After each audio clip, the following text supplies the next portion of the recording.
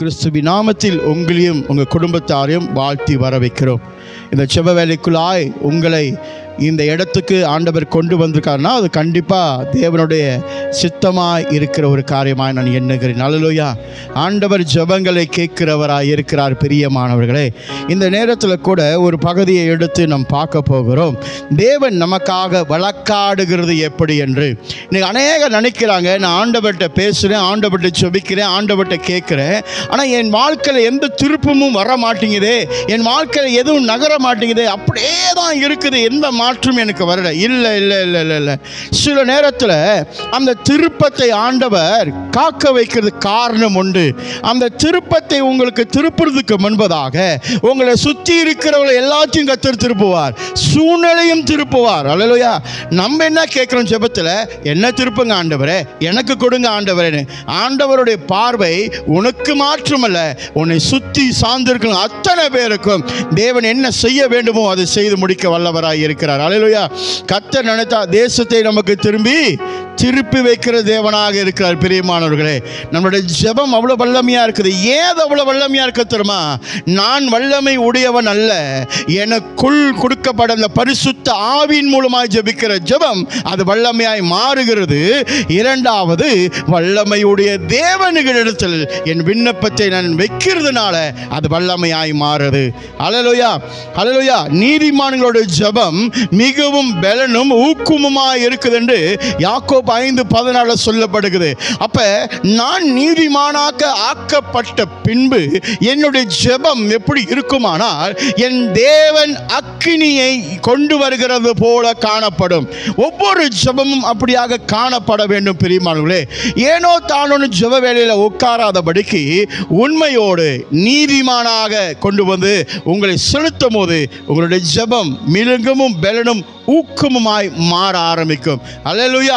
அது ரொம்ப அவசியம். இன்னைக்கு என்ன நினைக்கிறாங்க, திருச்சபையில் ப்ரேயர் மீட்டிங் அப்படின்னு ஒன்று வச்சுட்டா அது ஒரு ப்ரோக்ராம் முடிஞ்சு, அவ்வளோதான். போனோமா வந்தோமா, தேசத்துக்கு ஜெபம் பண்ணுவீங்க, அதுக்கு பண்ணுவோம், இதுக்கு பண்ணுவோம், எல்லா காரியத்துக்கும் ஜெபம் பண்ணுவோம். ஆனால் அதோட பிரதிலிப்பு என்னன்னு பார்த்தோம்னா அங்கே ஒன்றும் நடக்காது. அது அப்படியே தான் இருக்கும்.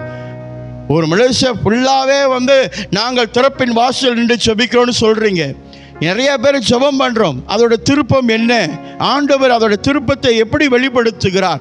இதை நாம் அறியாமல் இன்னமும் ஜெபித்து கொண்டே இருக்கும். தேவன் அசைக்கிற ஒரு தேவன்.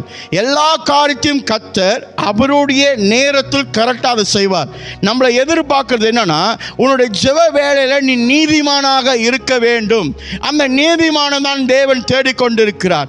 ஜெபம் என்று சொல்லும் போது எந்நேரமும் எனக்கு என்ன வேணும்னு சொல்லி கேட்கறதில்ல. ஜெபம் என்று சொல்லும் போது எந்நேரமும் நம் தேவனோட சஞ்சரிக்கிற ஒரு நேரம், எந்நேரமும் தேவனோட பேசுகிற ஒரு நேரம். as a conversation with God, that's a prayer. அல்லேலூயா. ஜெபம் என்பது நான் ஆண்டவரோட பேசுது. இப்போ கூட்டாளிகிட்ட பேசுறீங்க, சொந்தங்கள்கிட்ட பேசுறீங்க, அவங்கள்ட்ட அப்பாட்ட பேசுறீங்க, அம்மாட்ட பேசுறீங்க.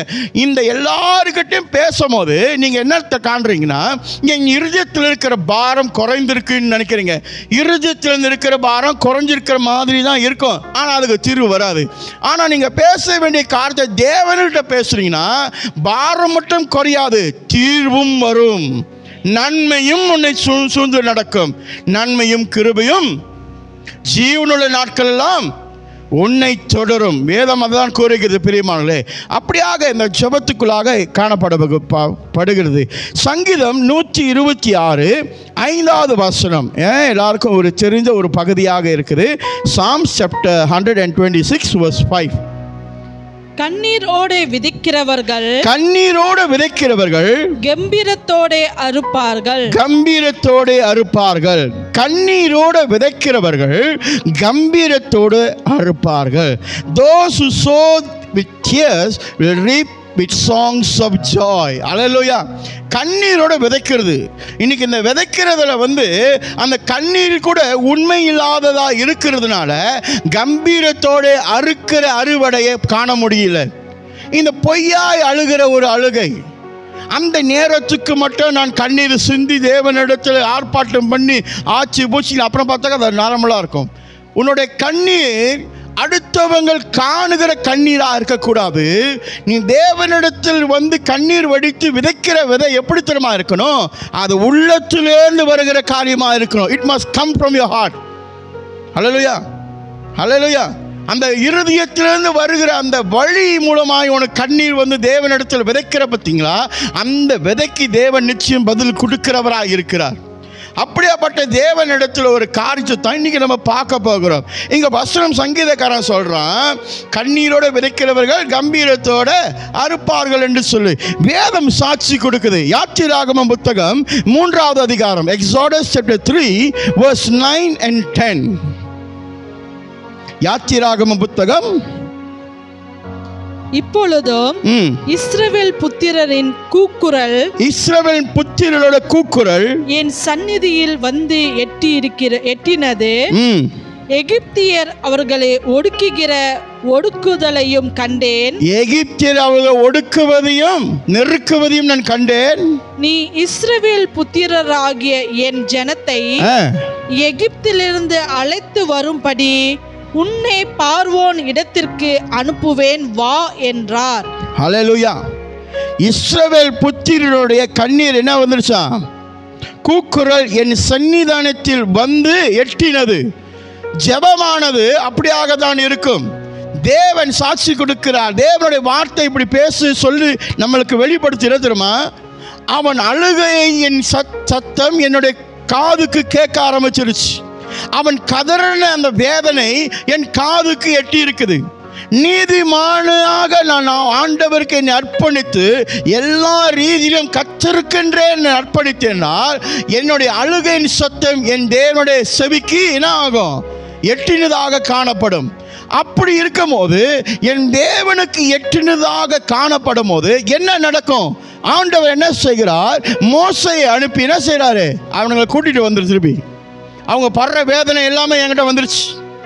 அவங்களோட அழுகை சத்தம் என்கிட்ட வந்துருச்சு. Their cry, I have heard their cry. ஹல்லேலூயா. எல்லா நெருக்கிற காரியங்கள், சுயமான காரியங்கள், வேதனைக்குரிய காரியங்கள், அவங்களை அவமானப்படுத்துகிற காரியங்கள், அவங்களை உடைக்கிற காரியங்கள், எல்லா காரியங்களும் நான் பார்த்து கொண்டே இருக்கிறேன். 7வது வசனத்தை நீங்க வாசித்து பாருங்க. ஆண்டவர் என்ன சொல்றாரு பாருங்க. அப்பொழுது கர்த்தர், எகிப்தில் இருக்கிற என் ஜனத்தின் உபத்திரவத்தை நான் பார்க்கவே பார்த்து ஆளோட்டிகளின் நிமித்தம் அவர்கள் இடுகிற கூக்குரலை கேட்டேன்.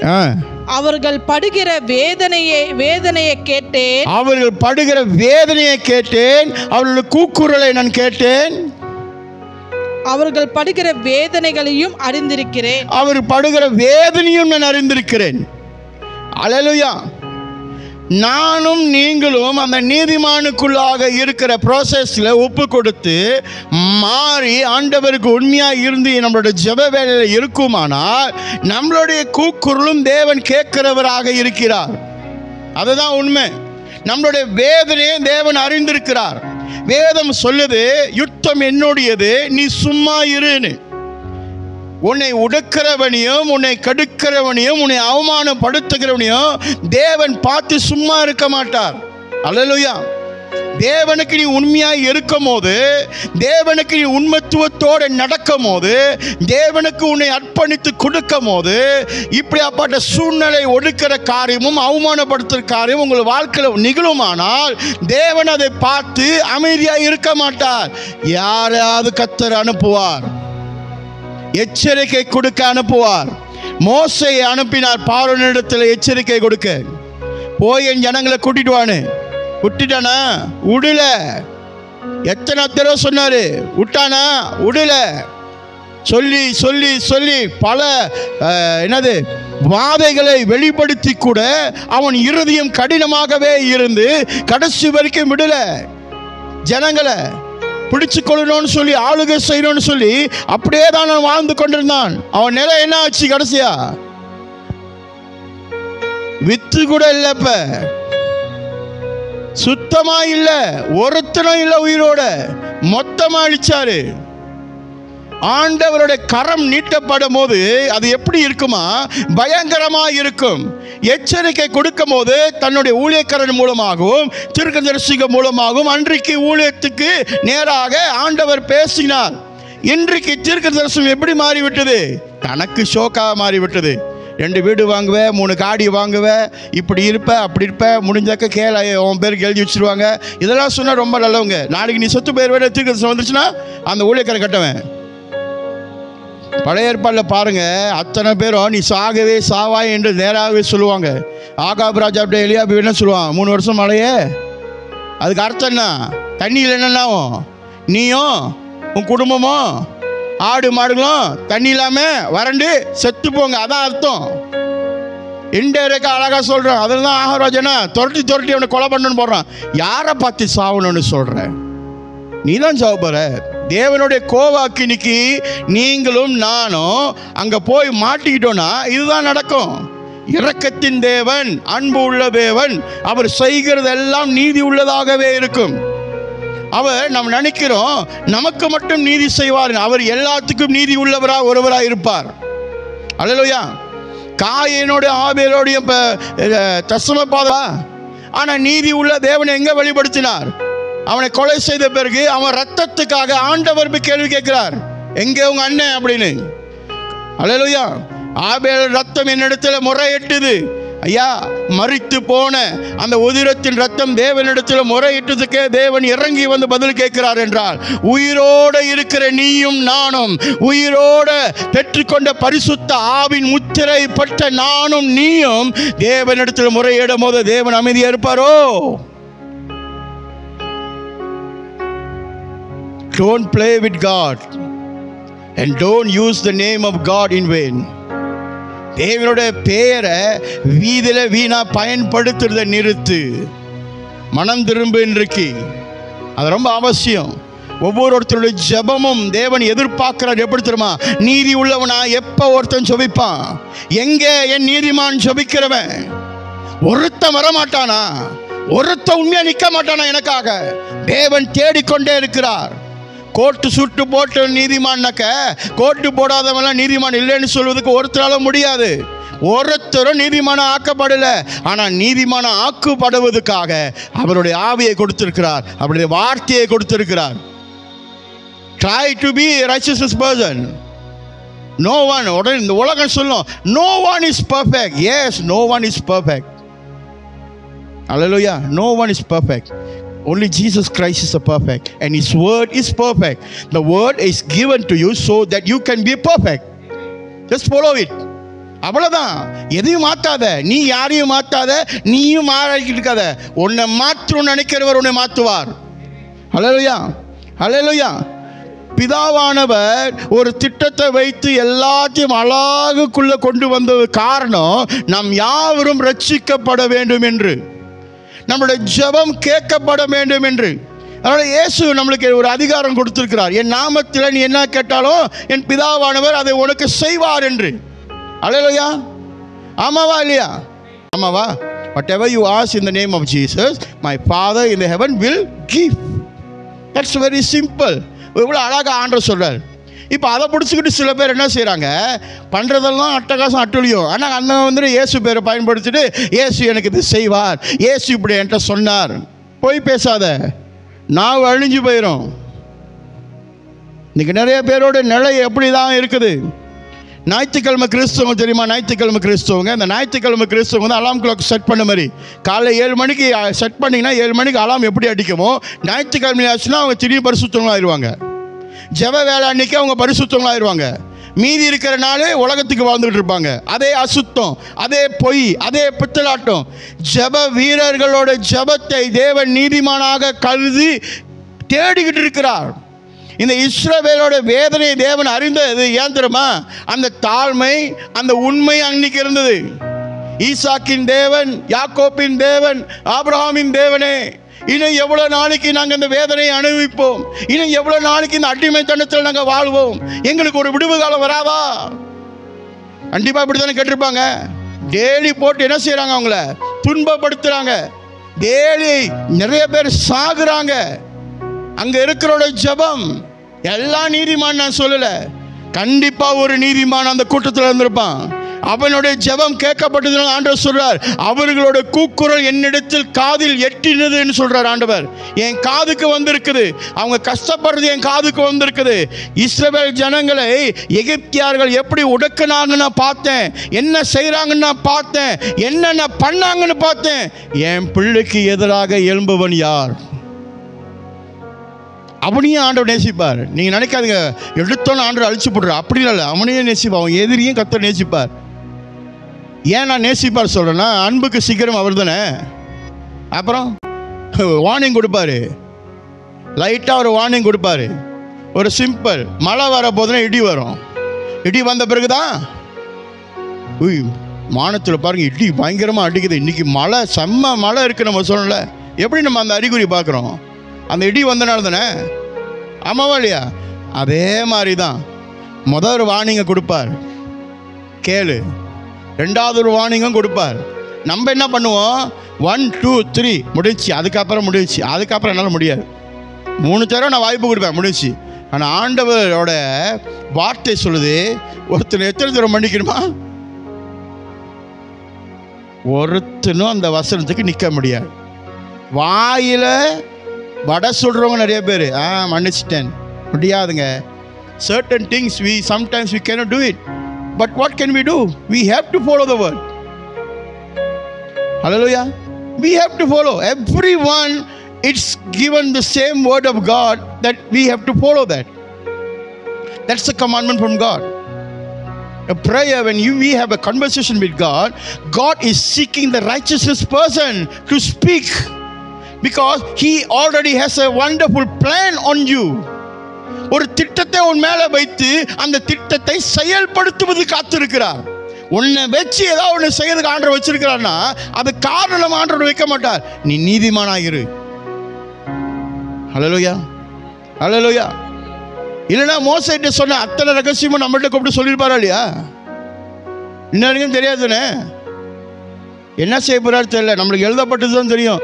ஏசு வருவார், நம்மளை கூட்டிகிட்டு போவார், ஞாயிறு. அதுக்கப்புறம் நித்திய வாழ்வு இருக்குது, தியோலஜி இருக்குது, டாக்டர்லாஜி இருக்குது. எல்லா லாஜியும் போட்டு எல்லாம் மிக்ஸ் பண்ணி இப்போ ஒரு புதிய லாஜி அதெல்லாம் கண்டுபிடிச்சி ஜனங்களை இருக்கிறதுக்கு ஜனங்களை இன்னும் கொலைப்படி கொண்டு போகிறது எல்லாமே இருக்குது.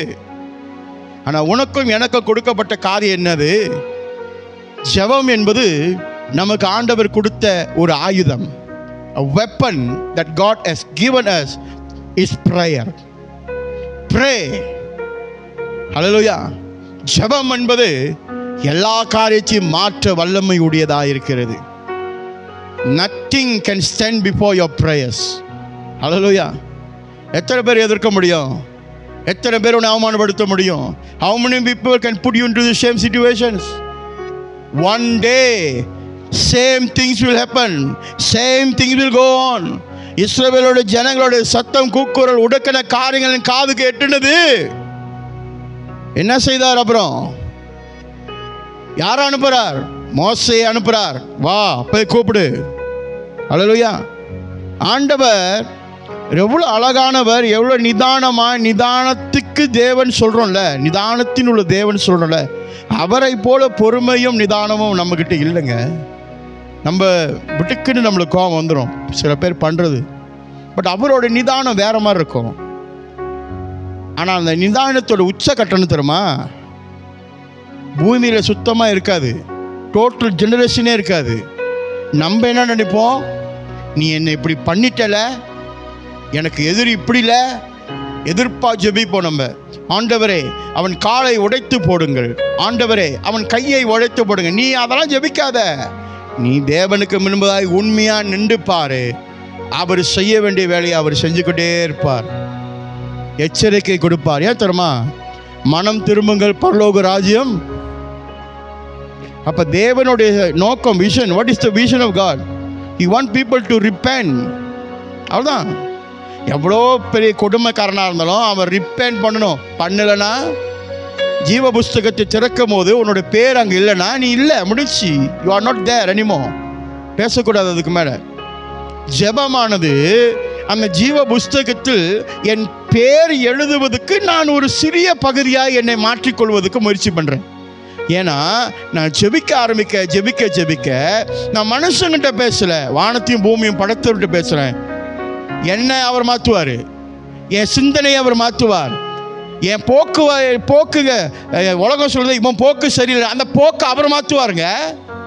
அதுதான் எவ்வளவுக்கு எவ்வளோ நீங்கள் ஆண்டவரோட பேச ஆரம்பிக்கிறீர்களோ அவளுக்கு அவ்வளோ கர்த்தர் உன்னை மாற்றுவார்.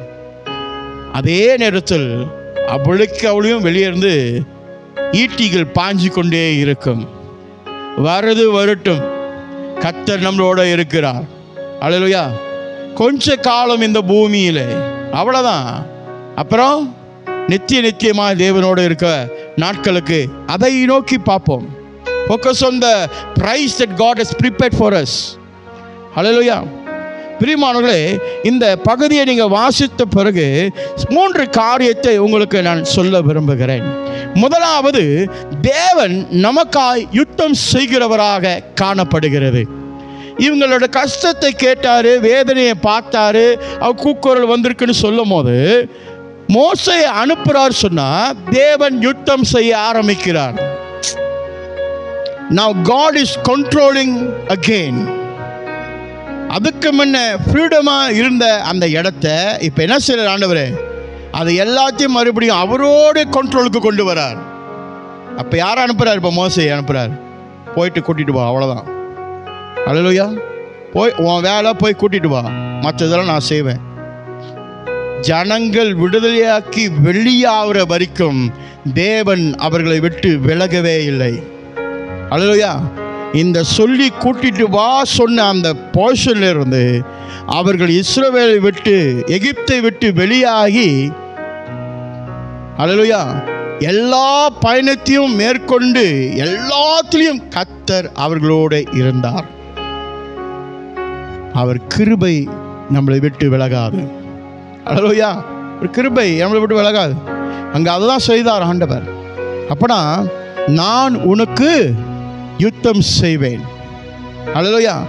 அப்ப அந்த ஜெபத்தோட பிரதிலிப்பு என்ன? விடுதலையை குறிக்கிறது.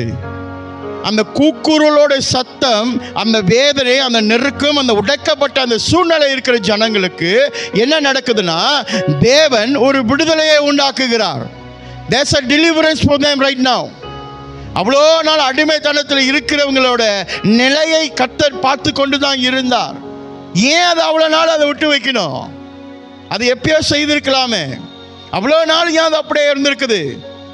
ஒரு வேள் இப்படி இருந்திருக்கலாம். தேவன் நீதிமானை தேடிக்கொண்டிருந்திருக்கிறார். அவ்வளோதான். நிச்சயமா இருக்குமா இல்லையா? உண்மை உடையவன் கண்டிப்பா. ஏங்க 6 லட்சம் பேருங்க, ஒருத்தன் கூடவா உண்மையா இருந்திருக்க மாட்டான்? ஏன் எல்லாமே கரப்டட்னால ஒன்னாச்சும் உருப்படியாக இருந்திருக்கும்ல? ஒன்று மனசார நான் உண்மையாக உமக்கு இருக்கிற ஆண்டவரே அப்படின்னு சொல்லி ஒருத்தன் இருக்க மாட்டான். அவன் ஒருத்தனுக்காக அத்தனை பேரையும் கர்த்தர் வெளியே கொண்டு வந்தார். இன்னைக்கு உங்களுடைய ஜெபத்துக்கும் அதோட பிரதிலிப்பை தான். ஒருத்தனோட ஜெபத்தை கேட்டு ஆண்டவர் எல்லாத்தையும் விடுதலையாக மாற்றுவார். ஹல்லேலூயா. Through your one person prayer, God will deliver you from whatever you are facing today. That's all. நம்ம நினைக்கிறோம், ஐயோ தட்ஸ் இட்லா, ஃபினிஷ்லா, மை லைஃப் கான் அப்படின்னு நீங்கள் நினைக்கிறீங்க. Your life has not gone. Your life has just started because God has already stepped in. The warning has been given. The encouragement has been given. Okay? The advice has been given. Now let God deal. When He step in, finished. You cannot speak anymore. You cannot ask a second chance anymore. No more chances. It's very clear. Hallelujah. So God shows that He fight for us. ஆண்டவர் நமக்காக யுத்தம் செய்கிறது அடையாளமாக இருக்குது. இரண்டாவது காரியத்தை நம்ம பார்த்தோம்னா, அவர்களுடைய கண்ணீர் என்ன எங்கே போயிருக்குது? கூக்குரல் சொல்லும் போது கண்ணீரோடு ஜெபிக்கிறாங்க. அவர்களுடைய கண்ணீர் எங்கே போய் சேர்ந்திருக்குதான்? தேவனுடைய கரத்தில் இருக்கிறதுனால அவர்களுக்கு பதில் உண்டாக்கப்பட்டிருக்குது. ஆமாவா இல்லையா? தேவனிடத்தில் கண்ணீர் விதைத்த அந்த காரியம் அவர்களுக்கு என்ன செய்யப்பட்டிருக்குது? பதில் உண்டாக்கப்பட்டிருக்குது. நாம் இன்னைக்கு நம்மளுடைய ஜெபத்தில் இந்த கண்ணீரோட ஜெபம் பண்ணுங்கன்னு சொன்னால், இந்த இந்த ஆதி காலத்தில் வயதானவங்களாம் மரித்து போனவங்க வீட்டில் உட்காந்து கும்மி அடிச்சுட்டு அழுவாங்களே, ஓட ஒப்பார் வச்சு அவங்களை அப்படிலாம் அழுவ சொல்லுங்க. உண்மையாக மன கசந்து அழுந்து அந்த உண்மைத்துவம் அதுலேருந்து ஒரு சொட்டு தண்ணி உன் கண்ணிலேருந்து வர தண்ணி ஆண்டவருக்கு தெரியாது உண்மையா பொய்யான்னு. உன் உதடிலேருந்து வருகிற வார்த்தை ஆண்டவருக்கு தெரியும் அது உண்மையா பொய்யான்னு. அல்லேலூயா, அல்லேலூயா. அது ஆண்டவர் ரொம்ப பார்க்குறாருங்க. God sees the sincere of your heart. Samuel புத்தகத்தில் வாசிக்கும் போது சொல்றார்ல, மனிதன் முகத்தை பார்க்கிறான், நானோ உங்கள் இருதயத்தை ஆராய்கிறேன். அறிந்திருக்கேன்னு சொல்ல, ஆராய்கிறேன்னு சொல்றாரு. உள்ள பூந்து எல்லாம் தெரியும். நீ என்ன யோசிக்கிற, என்ன செய்ய போற, என்ன பண்ண போற, இன்னும் 10 வருஷம் கழிச்சு நீ என்னென்ன பண்ண போற, இன்னும் என்னென்ன அட்டகாசம் பண்ண, எல்லாம் தேவனுக்கு தெரியுங்க. நான் பேச பேச பேச ஆண்டவரோட நாள்தோறும் தேவன் என்னை மாற்றிக்கொண்டே இருக்கிறார். எதெல்லாம் என் வாழ்க்கையில் அது திருப்தியாய் இருக்கிறதோ அவைகள் எல்லாம் திருப்தியாய் மாற்றுகிறவர் தேவனிடத்தில் நான் சஞ்சரித்து பேசிக்கொள்ளும் போது எல்லாமே திருப்தியாய் மாறும். இந்த உலகத்தில் எவனையுமே நம்ம திருப்திப்படுத்த முடியாது. கோடீஸ்வரன் சொல்லுவான், ஒரு நாள் கூட என்னால் நிம்மதியாக தூங்க முடியலன்னு. அல்லேலூயா. ரோட்டில் இருக்கிற பிச்சைக்காரன் சொல்லுவான், ஒரு நாளாச்சும் நான் கோடீஸ்வரன் மாதிரி வீட்டில் வாழ்ந்து இருந்தாலும் நல்லா தூங்குவேன்னு. இந்த 2 பேரையும் மாற்றி விட்டுன்னு வச்சுக்கிங்களேன், ஒரு 10 நாளைக்கு தான். 11ஆவது நாள் நம்ம சொல்லும், ஐயே இது என்ன இப்படி இருக்குது, நல்லாவே இல்லை, நம்மளுக்கு பழைய வாழ்க்கையே ஓகே தான். அதனால தான் சொல்லுவேன், இருக்கிற மாதிரியே இரு. ஏற்ற நேரத்தில் கர்த்தர் உன்னை உயர்த்துவார். ஏற்ற நேரத்தில் கர்த்தர் உன்னை ஆசீர்வதித்து ஜனங்களுக்கு முன்பாக வெளிப்படுத்துவார். அதுதான் நம்முடைய ஆண்டவர். இந்த ஜனங்களை அடிமையாகவே வச்சுக்கலான்னு எல்லாருக்கும் ஒரு எண்ணம். அல்லையா, எல்லாத்துக்கும் இப்போ என் அரசாங்கம் முடிஞ்சு என் கோச்சரம் முடிஞ்சா கூட என் பேர பிள்ளைங்களும் இவங்களை ஆளுகை செய்யணும், அந்த ஒரு வெறி. அது நடக்குமா ஆண்டுகிட்ட? முடியாது. எவ்வளோ நாளைக்கு அடிமைத்தனத்துக்குள்ளாக நீங்கள் இருப்பீர்கள்? அடிமைத்தனத்திலிருந்து வெளியாக்குவதற்காக கிறிஸ்து வந்தவர். அல்லேலூயா. அந்த தேவனிடத்தில் ஜெபம் பண்ணும் போது எவைகளை நீங்கள் அடிமையாக இருக்கிறீர்களோ தேவன் அவர்களிருந்து கர்த்தர் விடுதலையாக்க வல்லவராக இருக்கிறார். ஆகையால் இந்த இஸ்ரவேல் தேவன் என்ன செய்கிறார்? இந்த ஜனங்களை விடுதலையாக்கும்படிக்கு அவர்களுக்கு மோசேயை அனுப்புகிறார். அப்படின்னா தேவன் என்ன செய்கிறார்? எனக்காக வழக்காடுவதற்கு, யுத்தம் செய்வதற்கு ஆயத்தமாக இருக்கிறார். God is already prepared. நீ போய் கூட்டிட்டு வா, மற்றது நான் பார்த்துக்கிறேன். என்ன பண்ணுவான்? அல்லேலூயா, அல்லேலூயா. இரண்டாவது காரியம், அவர்கள் இடத்தில் கண்ணீர், ஆண்டவருடைய கண்ணீர். நம்ம விதைக்கிறோம்ல, தேவனுடைய சமூகத்தில் உட்கார்ந்து அழுந்து தேவனிடத்தில் உண்மையாக ஆண்டவர்கிட்ட கேட்கும் போது அந்த உங்கள் கண்ணிலேருந்து வருகிற கண்ணீர் தேவனுடைய கரத்தில் இருக்கிறதுனால தேவன் அதுக்கு நிச்சயம் பதில் கொடுக்கிறவராக இருக்கிறார். ஊமையாக இருக்க மாட்டார். அதெல்லாம் சொல்கிறேன். இந்த காரியம் நடக்கணும்னா நான் நீதிமானாக என்ன ஆண்டவர்கிட்ட ஒப்பு கொடுக்கணும். அதுதான் ரொம்ப அவசியம். இடத்துக்கு தகுந்தாப்புல ரெட்டை வேஷம் போடுறவன் நீதிமானாய் நிற்க முடியாது. அல்லேலூயா. ஏன்னா தேவன் உறுதியாய் பேசுகிறவர். நேற்று ஒன்று இன்னைக்கு ஒன்று பேசுகிற தேவன் நம்ம ஆராதிக்கல. அதுதான் அவரை எதிர்பார்ப்பார். வசனம் சொல்லுது, நான் பரிசுத்தராய் இருக்கிறபடினால நீங்களும், நான் வாக்கு மாறாம இருக்கிறேன்னா நீயும் அப்படியே இரு.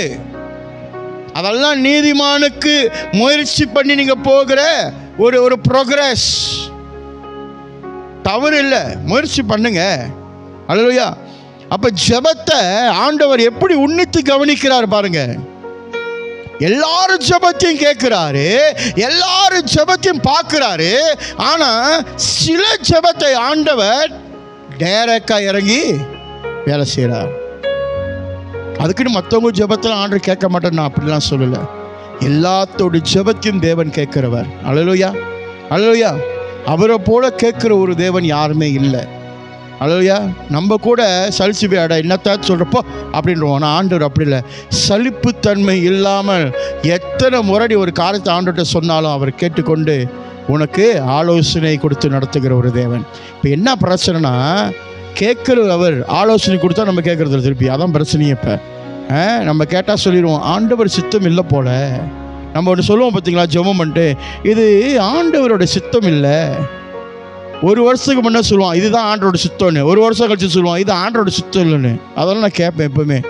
தேவன் நேற்றும் இன்றும் என்றும் மாறாதவர் என்று வேதம் கூறுகிறதுனா, வேதம் உண்மைனா நீ பேசுறது போய், அது எப்படி இன்னைக்கு அது சித்தமாக இருக்கும், அடுத்த வருஷம் அது சித்தம் இல்லாமல் போயிடும். ஒரு வேலைக்கு ஒன்று ஆண்டவர் அழைத்தார்னா அந்த வேலையை முடிக்கிற அளவுக்கும் கர்த்தர் உன்னோட இருந்து அதை செய்து முடிக்கிற தேவன். மோசையை போயிட்டு ஒரு வேலை கொடுத்தாரு, ஜனங்களை கூட்டிட்டு வான்னு. கூட்டிட்டு வந்து சேர்க்கிற வரைக்கும் தேவன் அவனோட இருந்தார். விட்டுட்டுலாம் போல, நடு ரோட்ல போ பார்த்து சொந்தம் பார்த்துக்கோ அப்படிலாம் சொல்லவே இல்லை ஆண்டவர். கடைசி வரைக்கும் கர்த்தர் அவர் நடத்தி வந்த தேவன். அல்லேலூயா. நம்மளை நடத்துகிற தேவன், கடைசி வரைக்கும் நம்மளை நடத்துகிற ஒரு தேவன், நம்ம கூட இருக்கிறவர். ஆகினால் அவருடைய ஜெபம் நீதிமான் போல ஜெபமாய் காணப்பட வேண்டும். எப்பொழுதும் உண்மைத்துவம் இருக்கணும் அந்த ஜெபத்துக்குள்ளாக. அப்பொழுது உன் கண்ணீர் தேவனுடைய கரத்தில் போய் தாங்கி நிற்கும் போது என்ன நடக்குமா, தேவன் அதுக்கு உடனே பதில் கொடுக்கிறவராய் இருக்கிறார். அல்லேலூயா. ஆண்டவர் பதில் கொடுக்கிறவராய் இருக்கிறார். நம்ம சொல்றோம்ல, நான் ஜெபிக்கிறேங்க ஆண்டவர் பதில் கொடுக்கல மாத்தலன்னு. இல்லைங்க, ஆண்டவர் பதில் கொடுக்கிறவராய் இருக்கிறார். அவர் மாறாத தேவன். அல்லேலூயா. மூன்றாவது காரியம் அதில் நம்ம பார்க்குமானா, ஆண்டவர் விடுதலையாக்கும்படிக்கு வழிகளை உண்டாக்குகிறவராய் இருக்கிறார். அல்லேலூயா. God who make a way for deliverance. அடிமையில இருந்த அந்த ஜனங்களோட கூக்குரலை கேட்டு நெருக்கம், நொறுக்குதல், அவமானம், இத்தனை காரியமும் அவங்க கடந்து போனதை கர்த்தர் பார்க்கிறேன்னு சொல்றாருல, பார்க்கிறேன் பார்த்துக்கிட்டு இருக்கேன்னு சொன்னார்ல, அவங்களோட இந்த குரலோட சத்தம் என் காதுக்கு எட்டி இருக்குன்னு சொன்னா, ஆண்டவர் என்ன செய்யறாரு, மோசையை அனுப்பி அவர்களை விடுதலையாக்குறதுக்கு வழியை சிவப்பு சமுத்திரத்தில் வந்து நின்றாங்க, திறந்து கொடுத்தார வழியை. மேக ஸ்தம்பமாகவும் அக்னி ஸ்தம்பமாகவும் அந்த ஜனங்களை சிவப்பு சமுத்திரத்தை கடக்க வைத்தார். அவ்வளவுதான். அதே சமுத்திரத்தை பார்வோனுடைய சேனைகள் கடக்கும் போது என்ன செய்தார், இத்தனை தடவை சொன்னேன், நீ திருந்தல, நீ மாறல, நீ கேட்கல, இத்தனை பேர் அனுப்புன, இத்தனை வாதைகளை உனக்கு அனுப்பி நான் எவ்வளோ பெரிய தேவன் உனக்கு வெளிப்படுத்தினேன், அப்பயும் நீ கேட்கல, இன்னமும் உன் சொந்த சுய இச்சை உனக்குள் இருக்கிறபடியினால மரித்து போ. அவ்வளோதான். கடைசி அதுதான். நம்ம என்ன சொல்லுவோம், தேவன் அன்புள்ளவர், அடிக்க மாட்டார், அவர் நேசிப்பார். தேவன் அன்புள்ளவர் தான், ஆனால் நீதி உள்ள ஒரு தேவன். அல்லேலூயா. அதான் எப்போது சொல்லுவேன், do not misuse the love of God. Many people are misusing the love of God. ஆண்டவருடைய அன்பை மிஸ்யூஸ் பண்ணாதீங்க. அல்லேலூயா. இரக்கமாக இருக்கிறவர், இரக்கமாக இருக்கிற தேவன் இரக்கத்தின்படியே நம்மளை நடத்துவார் தான், இல்லைன்னு சொல்லலை. ஆனால் மறந்துடாதீங்க, அவர் நீதி உள்ள தேவன். அன்புக்கு சீக்கிரம் அவர் தான், இல்லைன்னு சொல்ல, அவர் நியாயாதிபதி உள்ள தேவன், மாறவே மாட்டாரு. சொன்னா சொன்னதுதான். தன் பிள்ளைகளுடைய கண்ணீரை தன் கரங்களுக்கு வந்து சேர்ந்துதானால் முடிஞ்சு. சங்கீதக்காரன் சொல்றான், do not touch the anointed. அபிஷேகப்பட்டவனை தொடாத. ஏன் அந்த எச்சரிக்கை கொடுக்குறாங்க? வந்தாக்கா பெருமைக்காகவா? இல்லைங்க, நீதி உள்ளவன் மேல் போடப்பட்ட அந்த அபிஷேகத்தை தொடணும்னு நினைச்சவங்க, சீண்டி பார்க்கணும்னு நினைக்கிறவங்க, துன்பப்படுத்தணும்னு நினைக்கிறவங்க, அவன் பேசாம தான் இருப்பான். ஆனால் அதோட அடி எப்படி தெரியுமா இருக்கும்? அவனே மன்னிப்பு கேட்டாலும் ஆண்டவர்கிட்ட உட்காந்து ஒன்றும் செய்ய முடியாது. ஏன் தெரியுமா? தேவன் நமக்காக யுத்தம் செய்கிறவராக இருக்கிறார். அவர் யார் என்று அவர் வெளிப்படுத்துவார். என் பிள்ளை மேல கை வைக்கிறதுக்கு நீ யார்? அல்லேலூயா. ஆகினால் அந்த ஜெபம் அப்படி இருக்கும் போது தான் இதெல்லாம் நடக்கும். ஜெபம் வந்து கொசுவத்தி மாதிரி இருந்துச்சுன்னா அதெல்லாம் நடக்காது, அது அப்படியே தான் இருக்கும். அல்லேலூயா. நம்மளுடைய வாழ்க்கையில் ஜெபம் நீதி உள்ள ஜெபமாக இருந்து ஆண்டவர்கிட்ட போணுச்சுன்னா நமக்கு நேரிடுகிற எல்லா பொல்லாப்பிலிருந்தும் ஆண்டவர் என்ன செய்வார்? நான் உனக்கு ஒரு விடுதலை கொடுக்குறேன். என்ன தெரியுமா செய்வார்? என்ன பிரச்சனை வந்தாலும் அது அப்படியே காம போயிடும். சில நேரத்தில் நம்மளுக்கு கோவம் உச்சக்கட்டத்தில் நிற்கும். பார்த்துருக்கீங்களா? என்னால் முடியல ஆண்டவரே, என்னால் முடியல. அது நம்ம வாய் வந்து இது வரைக்கும் என்னால் முடியல கூட்டாளிட்ட சொல்ல, என்னால் முடியல சொந்தக்காரன்ட்ட சொல்ல, எடுத்தோன்னே அந்த கோபம் வந்த கையில் என்ன சொல்ல, ஆண்டவரே என்னால் முடியல. You are talking to God. First ஆண்டவரே என்னால் முடியல, ஐ cannot stand this அப்படின்னு வாயை திறந்து ஆண்டோட அறிக்கை செய்கிறீங்க தெரியுமா, அந்த தருணத்தில் ஆண்டவர் என்ன செய்யணுமோ உனக்கு அதை செய்வார். நம்மளை அமைதிப்படுத்துவார், நம்மளை ஒடுக்குவார், நம்மளை உருவாக்குவார். வைரம் மண்ணுக்குள்ளே இருக்கிற வரைக்கும் அதுக்கு மதிப்பு இல்லை, அழுக்காக இருக்கும். சரியா? அதை நோண்டி வெளியெடுப்பாங்க, அதோட ஷைனிங் இருக்காது, அது என்னான்னு கூட தெரியாது. இதான் வைரம்னு வாங்க நம்ம பார்ப்போம்.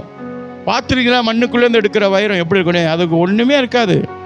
ஆனால் அதே வைரத்தை வைரத்தால் தான் வெட்ட முடியும். அதே வைரத்தை எடுத்து இன்னொரு வைரத்தை வச்சு வெட்டி அதை செதுக்கி அதை கழுவி அதை பாலிஷ் பண்ணி அதை கண்ணாடி ஷோகேஸில் கொண்டு வந்து வச்சோன்னே அந்த வைரத்துக்கு விலை என்ன ஆகும் தெரியுமா? கோடி கணக்குக்கு போகும். பொறுக்கி எடுக்கப்பட்ட வைரம் விலை இல்லை, உருவாக்கப்பட்டு சுத்தம் செய்யப்பட்ட பின்பு அதோட விலை வேறையாக இருக்கும். நீயும் நானும் அப்படிதான். பொறுக்கப்பட்டவன் தானா? புழுதியிலிருந்து கர்த்தர் என்னை தூக்கினார், ஒன்றத்துக்கும் பயன் இல்லை. ஆனால் அவர் கரம் என்னை தூக்கினதுனால அவர் என்னை வணைவார், அவர் என்னை உயர்ந்த அடைக்கலத்தில் அமர செய்கிறவர். ஹல்லேலூயா. அந்த ஜெபம் அப்படி ஆகணும். The prayer must be like that. God can make a deliverance in your life, God can make a way in your life, and God is ready to fight for your battles. ஹல்லேலூயா. அதனால தான் சங்கீதக்காரர் சொல்கிறான், கண்ணீரோடு விதைக்கிறவர்கள் கம்பீரத்தோடு அறுப்பார்கள். ஹல்லேலூயா. சும்மா ஊழ அழுவாதீங்க, அது ஆண்டுக்கு தெரியும். நீ உண்மையாக அழுகிற முதல்ல கண்ணீர் சொல்லுவாங்களே, முதல்ல கண்ணீர் ஏன் முதல்ல கண்ணீர் சொல்கிறாங்க எத்தனை பேர் தெரியும்? அது கண்ணு தண்ணியாகவே தான் இருக்கும். அதனால் அது தண்ணிக்குள்ளேருந்து பார்க்குறப்ப அது அழுகுற மாதிரியே இருக்கும். அதான் முதல்ல கண்ணீர். அது அழுவலை, அதோட கண்ணே அப்படி தான். நம்ம என்ன பண்ணுறோம்? அதே மாதிரி தான். அங்கே அழுவே வராது, அழுவுறது ஒப்பாரி வைக்கிறது. பக்கத்தில் பார்க்குறாங்களே, வல்லமையாக ஜபிக்கிறாங்க. அடுத்தவன் பார்த்து நீ ஏன் ஜபிக்கிற? நீ ஆண்டவட்ட உண்மையாக நின்று ஆண்டவட்ட கேளு, பேசு ஆண்டவட்ட. என் வாழ்க்கையில் ஒரு திட்டத்தை வச்சுருக்கீங்களே, அது என்ன ஆண்டவரே? எனக்கு வெளிப்படுத்துங்க ஆண்டவரே. அந்த திட்டத்தில் நடக்கிறதுக்கு எனக்கு பலம் வேண்டும், ஞானம் வேண்டும், பொறுமை வேண்டும். இவங்க சொல்கிறாங்க, அவங்க சொல்கிறாங்க, வேணாம், நீங்கள் சொல்லுங்கள், நான் தான் செய்யணும்னு. இந்த ஊழியத்தில் அப்படி தான் நான் கடந்து வருகிறேன். ஹல்லேலூயா. தாக்கல் வரும், சுபாவம் வந்துடும் நம்மக்கிட்ட, திருப்பி பழைய சுபாவம்லாம் வரும். அதெல்லாம் சும்மா சொல்லுவாங்க, நீங்கள் பழைய சுபாவங்கள் வேதம் சொல்லுது கழட்டி விட்டு புதிய சிருஷ்டி. ஆமாங்க, நீங்கள் புதிய சிருஷ்டியாக இருப்பீங்க. ஆனால் அந்த பழைய சுபாவம் சாக வேண்டும்னா உன்னோட சுயம் சத்தாக தான் சாகும், இல்லைன்னா அது உனக்குள்ளே தான் கடைசி வரைக்கும் இருக்கும். அது உனக்கும் தெரியாது, அது என்னைக்காவது ஒரு நாள் வெடிக்கும், அப்போ வெளியாக வரும். அப்போ உன் காலம் தெரியும் நீ யார் அப்படின்னு. அந்த நேரத்தில் சொல்லுவாங்க, இவெல்லாம் ஒரு கிறிஸ்தவன் அப்படின்றவாங்க. அந்த வார்த்தை கேட்டோன்னு இன்னும் கெட் ஃப்ரஸ்ட்ரேட். இதெல்லாம் கேட்கக்கூடாது, இதெல்லாம் போகக்கூடாது சொல்கிறதுக்கு தான் pray. I don't want to get caught on that type of situation, so I pray. I'll talk to you. Change me, Lord. Change me according to your will. உம்முடைய சித்தத்தின்படி என்னை மாற்றும் ஆண்டவரே. அதுதான் இன்னைக்கு நம்ம ஜெபிக்க வேண்டும். ஹல்லேலூயா, ஹல்லேலூயா. கண்களை மூடி ஜெபிப்போம். ஸ்தோத்திரம் ஆண்டவரே, நன்றி அப்பா, உம்முடைய நாமத்துக்கு மகிமை உண்டாகட்டும்.